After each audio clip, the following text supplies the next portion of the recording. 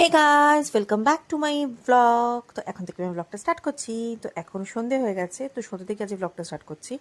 তো এখন আমরা যাচ্ছি হলো ফার বেবিসে। ফার বেবিস হলো কালিকাপুরে। ওখানে ফার বেবিস নামটা শুনে বুঝতেই পেরেছো যেটা কিসের শপ। হ্যাঁ, এখানে ডগদের, ক্যাটদের, যে কোনো ফার বেবিসদের জিনিসপত্র পাওয়া যায়। তো ওখানে আমি যাব আজকে ক্যাসপুর জন্য, একটা চেন কেনার আছে। তো ওটা কিনবো আর কি।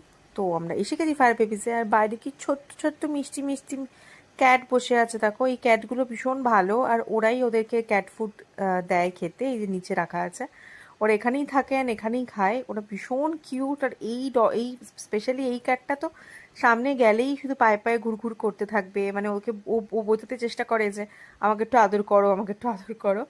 তো এই ক্যাটটাকে আমি প্রথম দেখলাম আজকে। এটাও খুব কিউট ছিল। আমি তো ভীষণ পছন্দ করি ক্যাট, ডগ, বার্ড, সবই